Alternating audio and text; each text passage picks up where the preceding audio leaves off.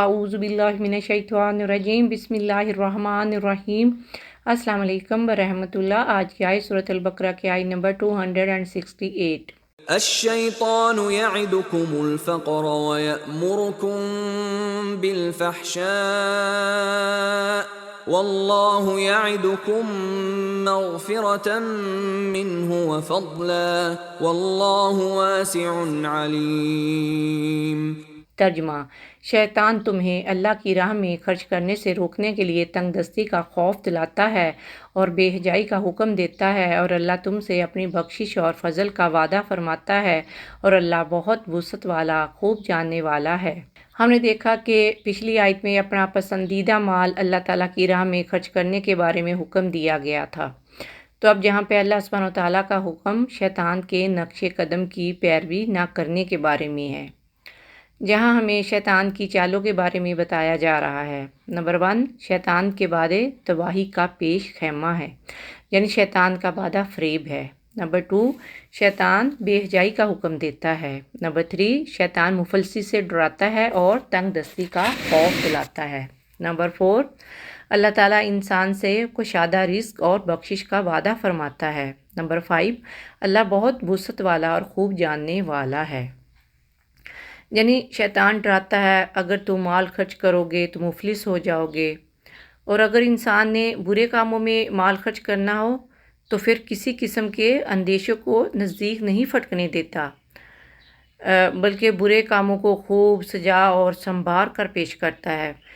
تو بلکہ آپ دیکھیں کہ ان کے لیے چھپی ہوئی آرزوؤں کو اچھی طرح جگاتا ہے کہ ان پر انسان بڑی سے بڑی رقم بے دھڑک خرچ کر ڈالتا ہے، اور اکثر دیکھا گیا ہے کہ اگر مدرسے، مسجد یا کسی اور کار خیر کے لیے چندہ مانگا جائے تو جو صاحب مال ہو وہ 100-200 سے زیادہ خرچ نہیں کرتا، بلکہ اتنا خرچ کرنے پر بھی اپنے حساب کی جانچ پڑتال کرتا ہے، اور بسا اوقات تو مانگنے والے کو کئی چکر لگواتا ہے۔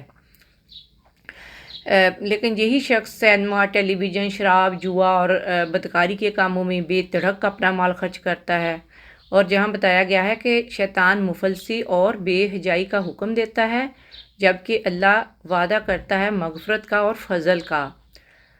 شیطان دل کے اندر حرص اور بخل پیدا کرتا ہے، جبکہ اللہ نے وعدہ فرمایا کہ میں رزق کشادہ کروں گا اور گناہ معاف کر دوں گا، اور اللہ وسعت والا ہے۔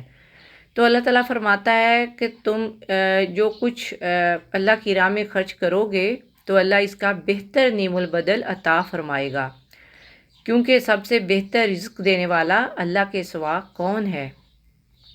صحیح بخاری میں ہے کہ رسول اللہ صلی اللہ علیہ وآلہ وسلم نے فرمایا، ہر روز صبح کے وقت 2 فرشتے نازل ہوتے ہیں، ان میں سے ایک اس طرح دعا کرتا ہے کہ اے اللہ، خرچ کرنے والے کو اور زیادہ عطا کر۔ دوسرا اس طرح بددعا کرتا ہے کہ اللہ، ہاتھ روکنے والے کو تلف کر دے۔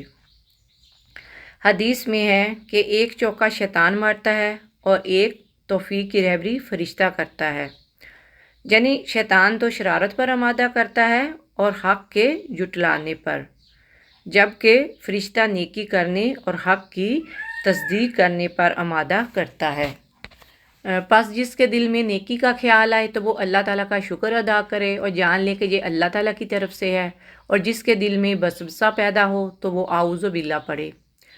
تو مطلب آیت شریفہ کا یہ ہے کہ اللہ کی راہ میں مال خرچ کرنے سے شیطان روکتا ہے اور دل میں وسوسہ ڈالتا ہے کہ اس طرح ہم فقیر ہو جائیں گے، تو اس نیک کام سے روک کر بے حجائیوں اور بدکاریوں کی رغبت دلاتا ہے، گناہوں پر، نافرمانیوں پر، حرام کاریوں پر اور مخالفت پر اکساتا ہے، جبکہ اللہ تعالیٰ تمہیں اس کے برخلاف حکم دیتا ہے کہ خرچ فی سبیل اللہ کے ہاتھ نہ روکو، یعنی اللہ کی راہ میں مال خرچ کرنے میں کنجوسی نہ کرو، اور شیطان کی دھمکی کے خلاف بھی وہ فرماتا ہے کہ اس صدمہ کے باعث میں تمہاری خطاؤں کو بھی معاف فرما دوں گا، اور وہ جو تمہیں فقیری سے ڈراتا ہے میں اس کے مقابلہ میں تمہیں اپنے فضل کا یقین دلاتا ہوں۔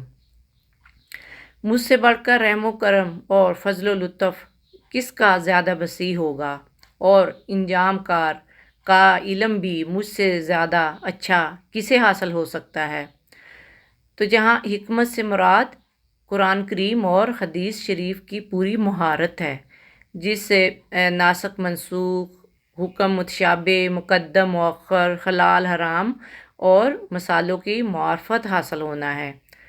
قرآن پڑھنے کو تو ہر برا بھلا پڑھ سکتا ہے، لیکن اس کی تفسیر اور اس کی سمجھ وہ حکمت ہے جسے اللہ چاہے عنایت فرماتا ہے، تاکہ مسلمان اصل مطلب کو پا لے اور بات کی تہہ تک پہنچ جائے اور زبان سے اس کے صحیح مطلب ادا ہوں، سچا علم اور صحیح علم اسے عطا ہو، اللہ تعالیٰ کا ڈر اس کے دل میں ہو۔ ایک مرفوع حدیث میں ہے کہ حکمت کا راز اللہ کا ڈر ہے۔ یعنی ایسے لوگ بھی دنیا میں ہیں جو دنیاوی علم کے بڑے ماہر ہیں، ہر دنیاوی علم کو عقل مندی سمجھ لیتے ہیں، لیکن دین میں بالکل اندھے ہیں۔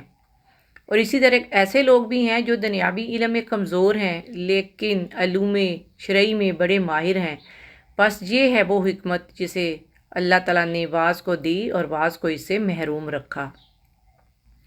مسند احمد کی حدیث میں ہے کہ قابل رشک صرف دو لوگ ہیں، ایک وہ جسے اللہ نے مال دیا اور اسے اپنی راہ میں خرچ کرنے کی توفیق بھی دی، دوسرا وہ جسے اللہ نے حکمت دی اور ساتھ ہی اس کے فیصلے کرنے اور اس کی تعلیم دینے کی توفیق بھی عطا فرمائی۔ صحیح بخاری میں ہے، واعظ و نصیحت اسی کو نفع پہنچاتی ہے جو عقل سے کام لے، سمجھ رکھتا ہو، بات کو یاد رکھے اور مطلب پر نظر رکھے۔ اللہ سبحانہ وتعالیٰ ہمیں شیطان کی فحش باتوں سے بچنے اور ہدایت اور بھلائی کی راہ پہ چلنے کی توفیق عطا فرمائے، آمین۔ جزاک اللہ خیر۔ السلام علیکم ورحمۃ اللہ وبرکاتہ۔